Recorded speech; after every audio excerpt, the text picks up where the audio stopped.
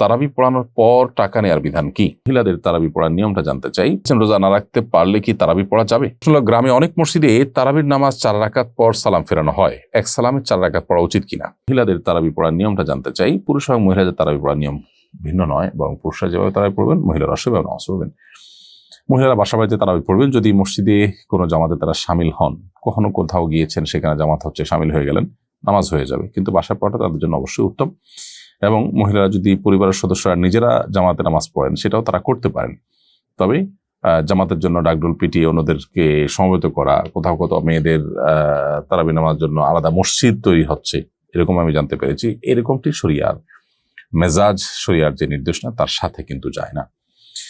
রোজা না রাখতে পারলে কি তারাবি পড়া যাবে? কোনো কারণে কেউ রোজা রাখতে পারলেন না, অসুস্থতার কারণে সফরে আছেন, তারাবি পড়তে পারবেন। রোজা না রাখতে পারলে তারাবি পড়া যাবে না, ব্যাপারটা এরকম না। আমরা অনেকে রোজার সাথে তারাবিকে এমন ভাবে রিলেট করে ফেলেছি যে রোজা না রাখলে বোধহয় তারাবি আর পড়া যাবে না, অথবা কেউ তারাবি না পড়লে তার রোজা হবে না। এরকম কোনো বিষয় নয়। আসলে রোজা একটি ইবাদত আর তারাবি আরেকটা ইবাদত। নবী করিম সাল্লাল্লাহু আলাইহি ওয়াসাল্লাম বলেছেন, মান কামা রমাদান ঈমানান ওয়া ইহতিসাবা গফিরা লাহু মা তাকাদ্দামা মিন যামবি। যে ব্যক্তি ঈমান এবং ইখলাসের সাথে সিয়াম পালন করবে তার পূর্বের সমস্ত গুনাহ মাফ করে দেওয়া হবে। ঠিক একই হাদিসে নবী সাল্লাল্লাহু আলাইহি ওয়াসাল্লাম আরো বলেছেন, যে ব্যক্তি ঈমান এবং ইহতিসাব বা ইখলাসের সাথে তারাবি সালাত আদায় করবে, আল্লাহ তাআলা তার পূর্বের সমস্ত গুনাহ মাফ করবেন। ছোটখাটো গুনার কথা মিন করা হয়েছে। তো এই জন্য আপনি কোনো কারণে রোজা রাখতে যদি নাও পারেন, তারাবির সময় হলে আপনি তারাবি পড়ার সুযোগ সামর্থ্য থাকলে অবশ্যই আপনি তারাবি পড়বেন।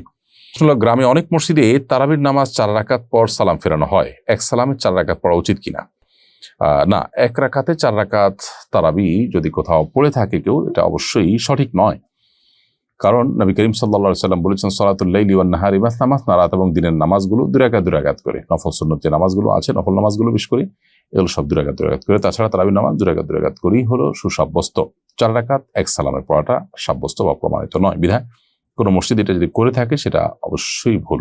আফরোজ রিমো এআইডি থেকে আপনি লিখেছেন, আমার দাদি অতি বৃদ্ধ এবং অসুস্থ, তিনি রোজা রাখতে পারেন না, করণীয় কি? বোন আমেনা, আপনার দাদি যিনি অতি বৃদ্ধ এবং বয়সাধিক্যের কারণে তিনি রোজা রাখতে পারেন না, এবং এরকম ব্যক্তি সুস্থ হয়ে আবার কখন রোজাগুলো রাখবেন সেই সম্ভাবনা একেবারেই ক্ষীণ, নেই বললেই চলে। এরকম ব্যক্তিদের জন্য শরিয়ার বিধান হলো ফিদিয়া দেওয়া। আল্লাহ রাব্বুল আলামিন কোরআনে হাকিমে বলেছেন, ওয়া'আলাল্লাযীনা ইউতিকুনাহু ফিদিয়াতু তা'আমু মিসকিন, যারা সিয়াম রাখতে শারীরিকভাবে অপারগ তারা সিয়ামের পরিবর্তে ফিদিয়া দিয়ে দিবে। ফিদিয়া হলো যতগুলো রোজা তার ভাঙতি পড়বে সেই রোজাগুলোর বিপরীতে একজন করে মিসকিনকে খাদ্য দিবে। সেক্ষেত্রে একজন মিসকিন দুবেলা খেতে পারেন সেরকম ব্যবস্থা করে দিবেন, এবং 30টা রোজার জন্য 30 জন মিসকিনকে দুবেলার খাবার দিয়ে দিবেন।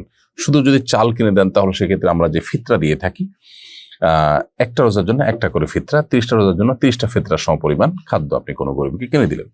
আনুমানিক 1.5 কেজি করে চাল যদি আপনি প্রত্যেক রোজার জন্য দেন, তাহলে 30টা রোজার জন্য 45 কেজি করে চাল আপনি একটা ফ্যামিলিকে কিনে দিলেন অথবা কয়েকজনকে কিনে ভাগ করে দিলেন, তাতে ইনশাআল্লাহ বিদিনল্লাহ আপনার দায় মুক্ত হয়ে যাবেন।